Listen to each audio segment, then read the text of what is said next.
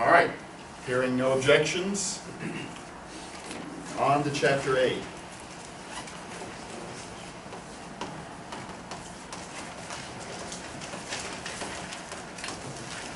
And this will not be on our test? It will. So a reminder that Test 2 will be a week from Thursday, our last ice makeup day, and it will cover 760. It will cover what we've done since the last test, up through what we finish doing beginning of next week. So we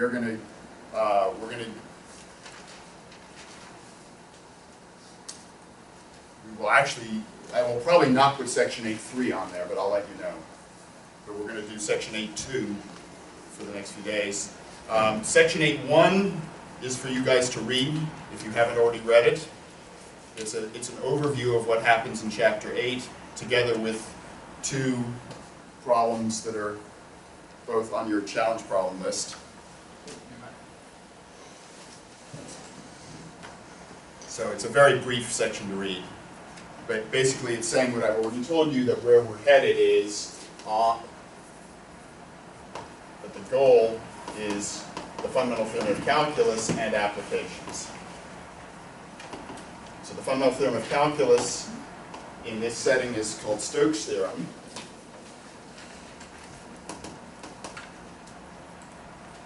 Which, if you've had a regular multivariable class, has three alternative names. Or if you take physics, have you gotten to this yet in 3900? I don't think so. Green's theorem, Stokes theorem, Gauss's theorem, or the divergence theorem. So in standard calculus classes, you see three very different looking theorems. We're going to basically do them as one theorem. Although I will still do Green's theorem as a baby case. But is Stokes is one like a generalization of the others, or is Stokes encompasses all of this, but these, in the way they're done classically, look rather different. So basically, the setup is going to be that, to give you motivation for what we're doing, the fundamental theorem of calculus is what? X integration and differentiation? Well, explicitly, what does it say? The integral from a to b of f prime of x dx is equal to b minus f. With some hypothesis on f. Say, for example, f is c1, although maybe you don't quite need that much. So what's the philosophy of this theorem? You have an interval, and what it's telling you is an integral of a derivative on the interior, on the interval itself, recovers f on the boundary. So the boundary of the interval consists of these 2 points. And there's a sign that appears here. Can you sort of explain why you might think of A and B as having opposite signs? Because A is everything from 0 to A. Well, integration is sensitive to the limits when we're integrating. Like So integrating from b to a would be the negation of. That's right. So this interval that you're integrating on comes together with a notion of an orientation, that you're going from A to B. And the frontier of the interval, remember that word? Mm-hmm. Consists of what points? A and B. But this is actually an example of something we're going to call a manifold with boundary. And the boundary consists of the 2 points A and B. But because of the fact that you're going from A to B, you leave A behind and you head towards B. B is going to have a plus sign assigned to it, and A is going to have a minus sign assigned to it. That'll become clearer as we go on. Well, the general version is going to be that if you have M, a compact, oriented, k-dimensional manifold with boundary, all right, so I haven't yet told you what a manifold with boundary is, but you can guess that it's something generalizing like a hemisphere. If you take a closed hemisphere, it's this the hemisphere part is a two-dimensional manifold. But then when you get to the edge, the frontier of it is the equator. And that's a one-dimensional manifold.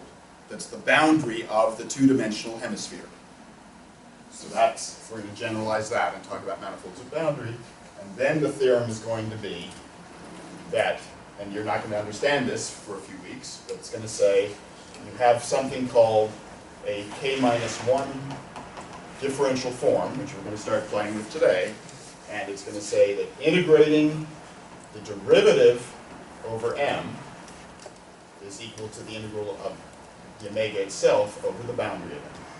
And that's exactly, the left-hand side here is integrating a derivative over the interval, and then what you're left with is integrating the function over the boundary. Well, integrating over 2 points is just evaluated the points, and then you have a sign difference.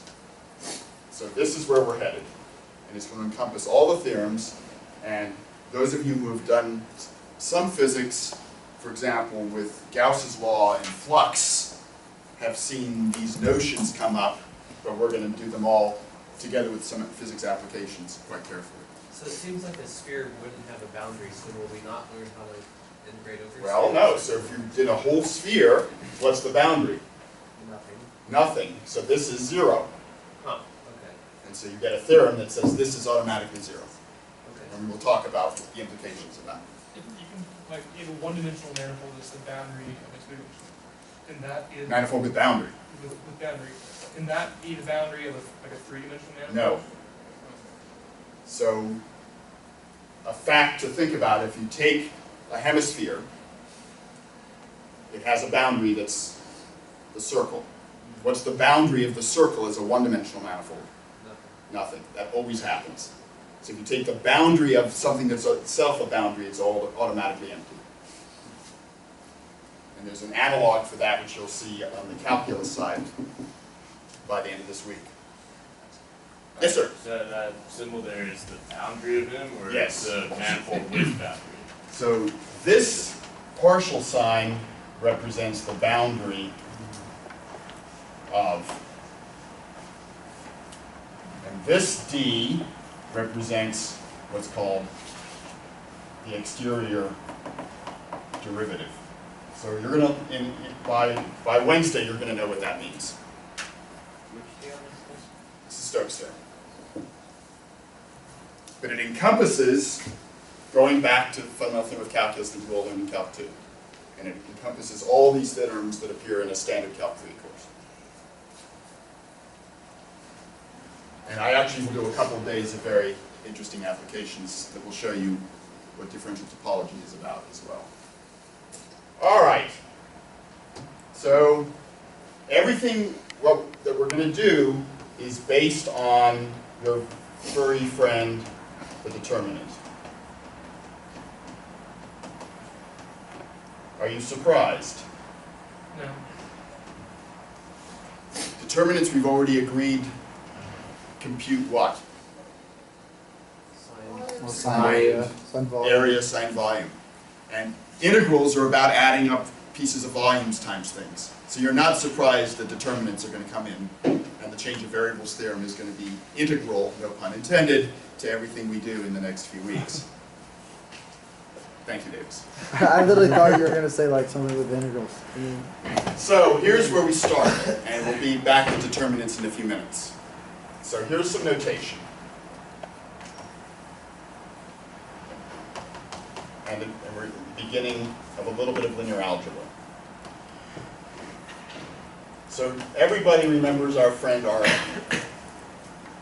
Is there anybody who's forgotten Rn? Should I send you a reminder card? Please. So Rn consists of vectors with n components, and you know how to add them and scalar multiply them. And you also know that we've used dot product structure on Rn. Everybody remember now, Jonathan? Okay. Now I'm going to consider a new vector space, which is so important you see stars. So this is a standard notation in mathematics. This is called the dual vector space. And by definition, so the dual is what the star stands for. And here's the definition. It's the set of all linear maps phi from Rn to R.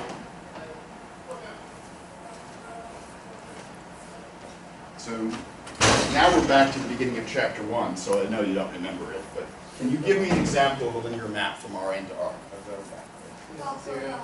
The distance, yeah, magnitude. Ooh, be careful. I'll get to you. Magnitude, is that linear? Then why did you say it? Goes from R to R. Why is magnitude of vectors not a linear map? Because It's the not magnitude of the additive, sum isn't the sum of the magnitudes necessarily. That's true, It's like- and also with it's not- scalars, It's like not 1 to 1. that doesn't matter. Does it work for scalar multiplication even? Yeah, What's the magnitude of negative 2x? 2x. 2x, not linear, the scalar doesn't pull out. So magnitude is definitely not it. So Ken gave the answer away. Dot product. So example,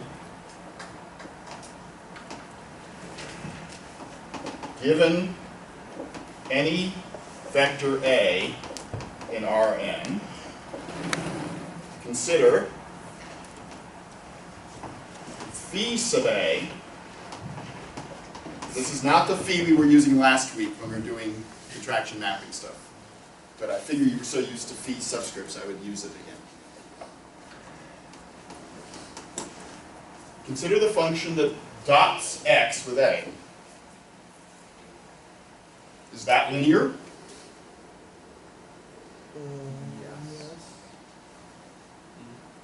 Does it map Rn to R? Yeah, that's a real number, right? Yes, Dave. does it have to map onto R, or is it just map to R? Or is it Just maps to R. So what's an example of a map that is not onto? where A is 0? Everything goes to 0. The 0 linear map is an example, right? Send every vector to 0. Is that linear? Sure. Can you give me another linear map from R to R that is not onto? This is not. It sends everything to 0. Can you give me another example of a linear map that... Just where A is 1 and then 0, 0, 0, and so on. But that's still going to give you every real number as That's output. true, that's true.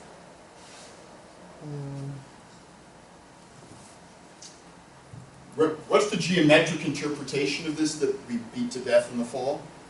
What are you doing with this linear map, really? What's this number computing? The magnitude of A times the magnitude of X times the cosine of the A. And what is that geometrically? It's the amount of X that's parallel to A, so to speak. What's the word I'm trying to get you to say? Projection. Projection.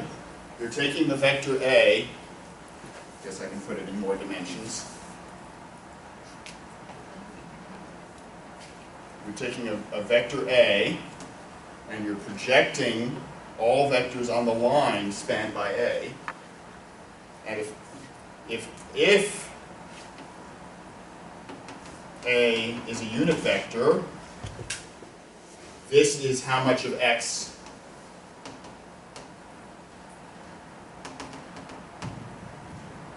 right? If this is X, then this length is A dot X when A is a unit vector.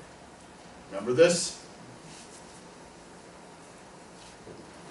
So absolute value of A dot X is the projection, is the magnitude of the projection of X onto the vector A. Okay, That's another example. I was about to ask you, With can you A- give me an example, can you give me another example of linear map from R into R? You can make where A is always orthogonal to X. What does that mean? Just there is no projection. Should equal 0. If you're like perpendicular. No, but we're talking about all vectors X in Okay. Rn. Just multiply, well, no.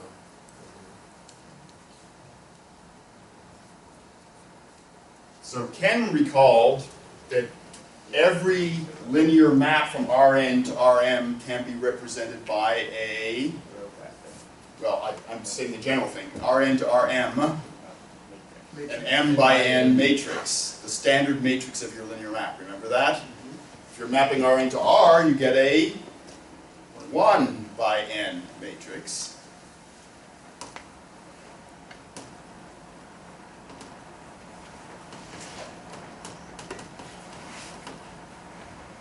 So we actually did do this back in September. How is that 1 by n matrix related to what we've just been talking about? Well, it's a transpose. It's A transpose.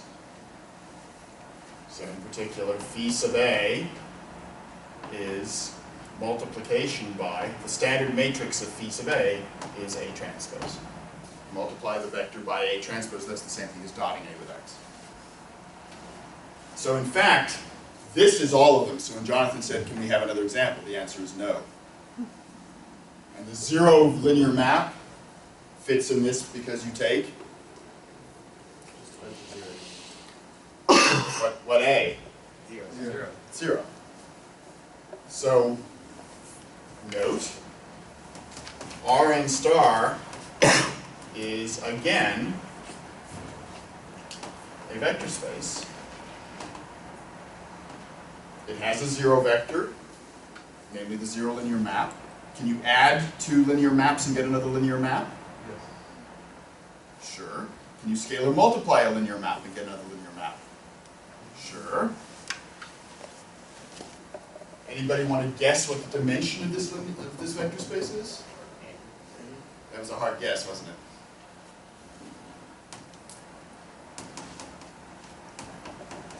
And why are you so sure, whoops, why are you so sure it's n, Ken? Just sideways vectors. Okay. In other words, you're saying basically it's just Rn looked at a different way because you categorize the linear maps in a one-to-one onto way by the vectors A. So the fancy math word, which I haven't taught you, but you'll learn it if you take algebra next year, or Haley can teach it to you. Rn star is what's called isomorphic to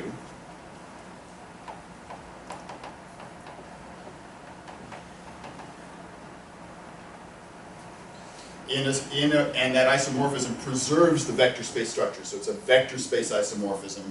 Sums correspond to sums, scalar multiples correspond to scalar multiples. So isomorphism is a way of saying I have this dictionary that turns things in one language into things in the other language, and there's a one-to-one correspondence that preserves all the algebraic structure. So it is 1-to-1. Hmm? So it is 1-to-1. Yep. All right.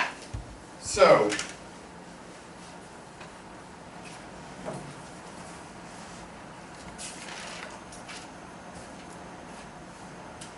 I'm going to introduce some notation. If you have an n-dimensional vector space, presumably you want a basis for it. And there want to be how many vectors in the basis? N. Yay, finally gone.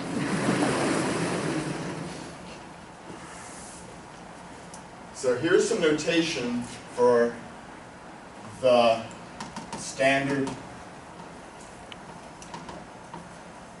basis for Rn star.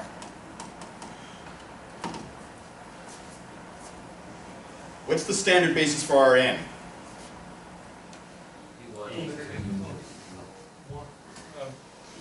E's, right? E1 to En.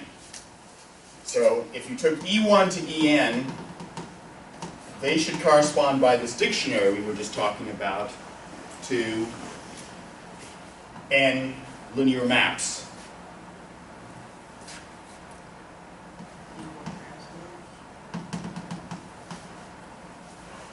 So, real quick, when we're writing this, we don't have to put parentheses on Rn. We just Rn star like we did there. Well, yeah, I mean, are you okay with my writing it without the parentheses? Is it recognized mathematically to do that? as long as you understand that what this means, I'm okay with it. Okay. So it's standing for the star I'm telling you is standing for dual of, and the Rn was in parentheses to make it clear that that was the vector space. So we got the phi1 to phi n that we were just talking about, where phi I of x is ei dotted with x. Right? So you can take and dot your vectors with the n standard basis vectors, and that gives you the n standard linear maps. Can you give me an easy proof that these are in fact the basis?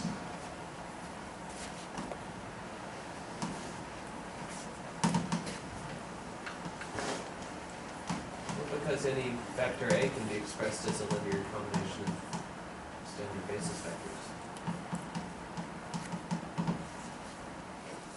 All right, so you're assuming that that I've proved that I have that official algebra preserving dictionary. Can we do it directly? Well, you said it's 1-to-1, right? Well, again, you're trying to assume what I said there. I'm trying to just give a direct argument. You'll see why I'm doing this when we get to the next thing. But I mean, it's essentially what Daniel and Jonathan are saying. Let's just practice this. So I'm going to argue directly, without assuming our intuitive discussion there. I'm going to argue directly that these n vectors are linearly independent and span. So suppose, come on, Gabe. Not. Suppose V1, What vectors am I trying to prove linearly independent? The V1, V's. So what's the obligatory sentence? C1, C1, V1 plus C2, plus C and Vn equals 0. We must show that C1 equals that equals Cn equals 0. Okay. So I've already told you what the 0 means here. This is the 0 linear map. What do linear maps want to do? What's the linear maps are mapping Rn to R. So they want to naturally eat a vector and spit out a number. So this should remind you of proof you all did for homework last semester. What vector can I feed this sentence that will tell me that C1 has to be 0? 1, 0, 0, 0, 0. Namely, Just the unit vector. E1. Yeah, yeah.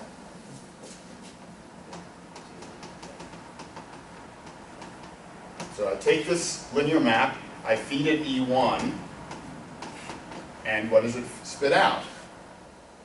C1, phi1 on E1 is 1, plus C2, what's phi2 on E1? Well, what's E2 dotted with E1? 0. And this is supposed to be what the 0 map does when you feed it E1. The answer is 0. So what do you conclude? That's really the same proof you guys did in your homework last semester when you proved that if you had an orthogonal set of non-zero vectors, it formed a linearly independent set. It's the same proof. Okay, and I'm just going to say etc. You could have fed in EI instead of E1, and that would show that CI is here. Okay, they're linearly independent. Why do they span?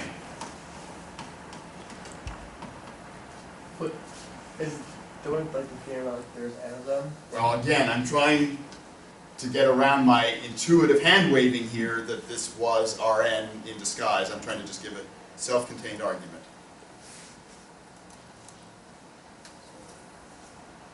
Suppose T is a linear map.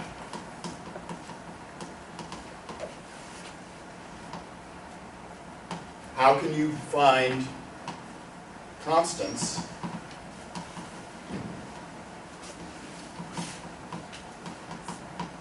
so that t, can do it in terms of those constants,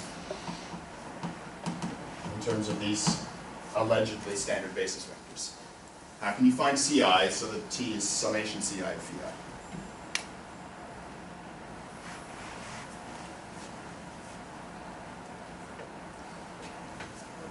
I feel like you need to feed t standard basis vectors. You need to feed standard basis vectors into t. Think that will do it? Maybe.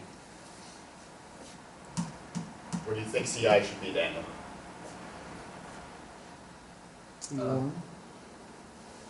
Phi of ei. I think it should be the ith entry. Well, we don't have any matrix for t, but if your answer is correct, say it without referring to a matrix. What vector do you want to feed to t? T of ei. T of the I.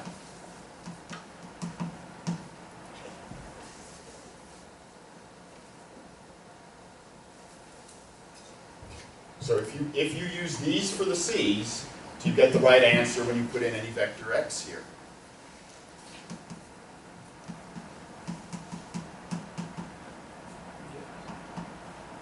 So if I put in those c's,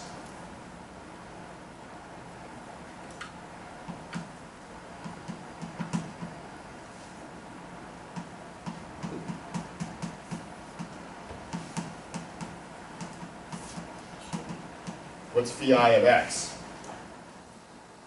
Ei dot x. In other words, the ith component of x. And is this in fact what t of x should be? Well, t of x is t of summation xi ei. If t is linear, this is summation xi t of ei. Looks right, doesn't it? So there, I would mark off a point if you gave this to me on a test. This was really question mark, right? I didn't know that this was the right formula, but I've just shown it because by linearity, t of the sum is the sum of the xi's times t of ei, which is exactly t of ei phi of x, which means that if you put x in on this side, you get the same answer.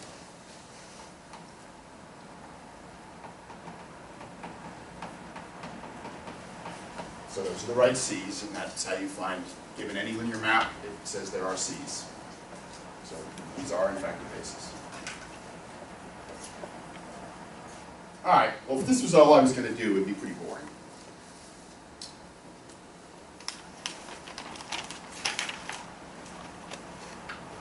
So now I want to jazz things up.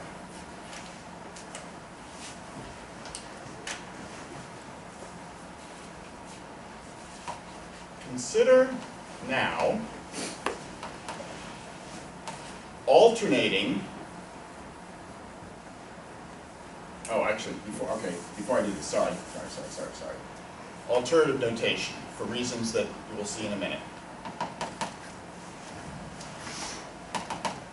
So instead of writing phi's and having to remember that they stand for dotting with ei, I'm going to write phi as dxi. So all of a sudden comes this funny calculus notation out of nowhere. So dxi is a symbol that represents the linear map with a sign-standing vector v. I'm going to switch to v just as I'm writing dx's here. The ith component of v with respect to the standard basis.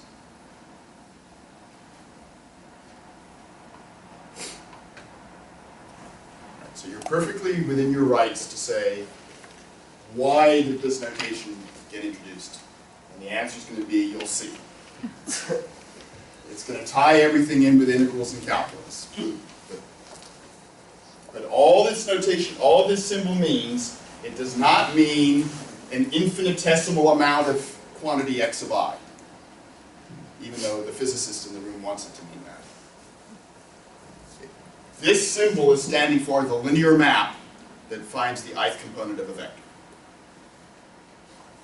Okay. Now, let's consider So this is going to remind you of something we've done, alternating multilinear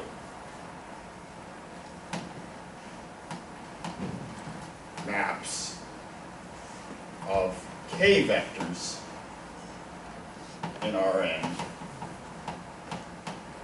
to R. So where did these words alternating and multilinear show up?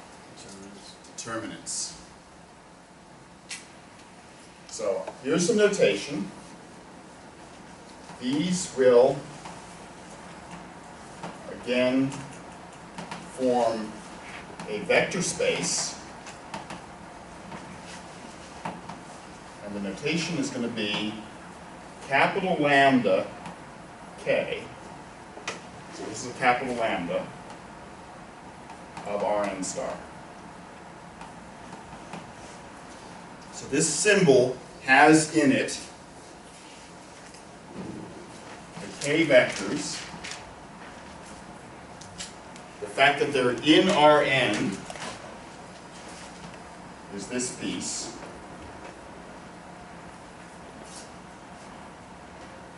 Anybody care to explain the rest of the notation? We'll let you do it.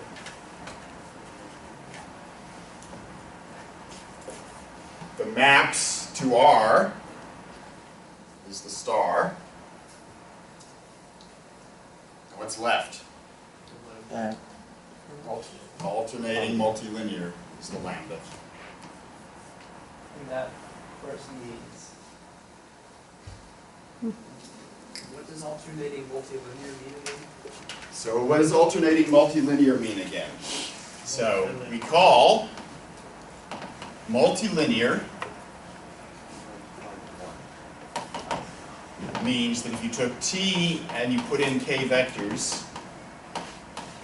it would be linear in each of the factors separately.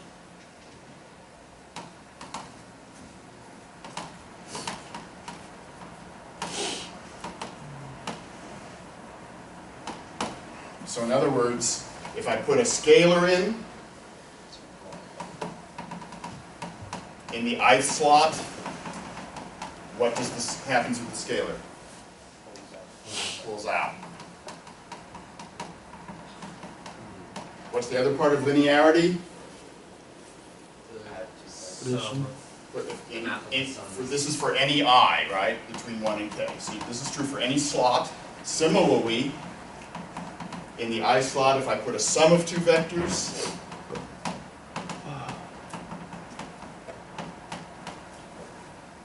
what do I get? I get the sum with each of those vectors individually put in there. So remember, we did all this with talking about determinants. Now, right, remember the determinant of a matrix, when you take the sum of two things in the column, you get the sum of the two determinants. That's multilinear. What's the alternating?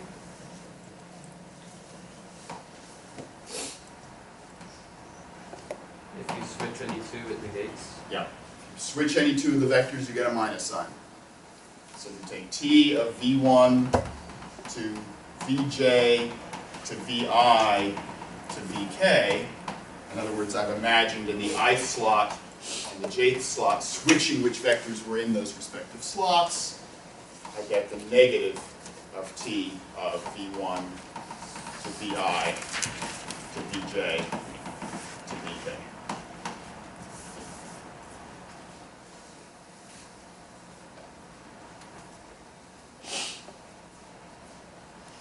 Can you give me an example of an alternating multilinear map of k vectors? Determinant of, Well, determinant, wait.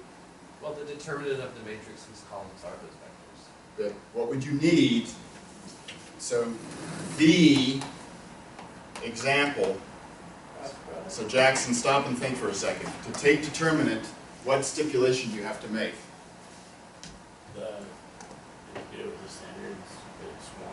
Well, you're ahead of me. There's a more basic thing. How many vectors in Rn do you need to make a determinant? N. When k equals n, you have n vectors in Rn, then you can make the determinant of that matrix, right? So remember we had script D, which, as Patrick was commenting, had these properties together with one more. Would you add them? No, adding's in here. Would you add? So adding in.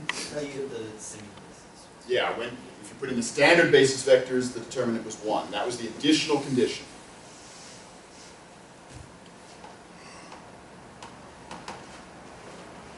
But what about when k is less than n? What if I took 2 vectors in R3? Cross.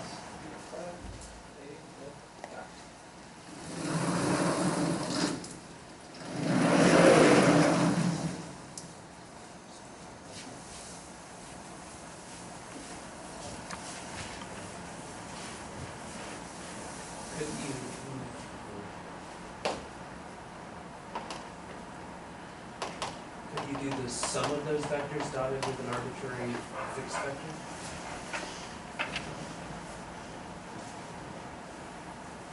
Oh no, that wouldn't be alternating. What about like adding zeros at the end and then doing 0, 0, 1 as the third one? So wait a minute. So I've got 2 vectors in R3. What do you want me to do? If you turn them into vectors in our... They are in R3, Oh, yeah. but I only have 2 of them. So for example, I have 1, 2, 3, and -1, 5, -4. I want to feed it into an alternating bilinear, multilinear with 2 function. What can I do with them? You just make it, you make Go ahead, it back like go. E3 basically and then do it for your determinant. Put another vector in. So you want to say pick a random vector and then do determinant? Yeah.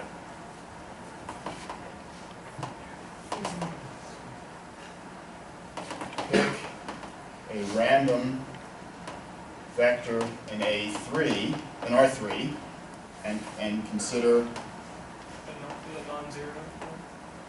Yeah. doesn't have to be, I don't think. So you're saying put the vector in which slot? Third. Okay, V1, V2, A. Is that going to be bilinear in V1 and V2? Yes. Yeah. Is it going to be alternating? Yes. There's an example. So, in particular, what could you take for choices of A that would make life easy? V1 or V2, that'd be nice. Zero. No, but this is for arbitrary V1 and V2. Well, I'm. The cross products? You get the zero. No, but But it, what could that would all one. A 0 vector, all ones or All better? zeros. all zeros. What have we just been doing? E3. You could take basis vectors for A.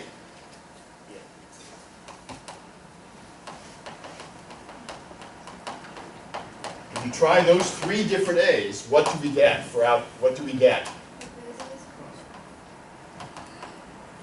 So if I take determinant and I stick in vector V1 here, vector V2 here, I'm now wishing I'd put A in the first slot, but Patrick wouldn't let me. And then I put in 1, 0, 0. When you compute that determinant, what do you get? You get the determinant of the bottom Yeah. left. Yeah. So by expanding in cofactors along the 3rd column, you would get exactly this cofactor.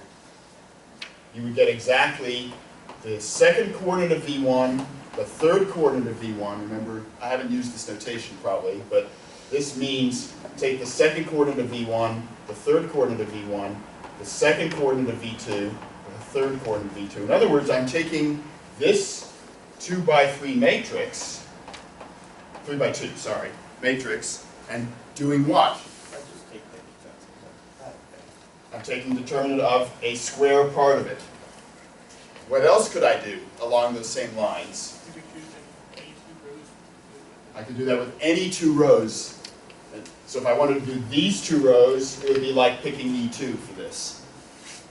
If I wanted to do these 2 rows, it would be picking E2. So it looks like we have 3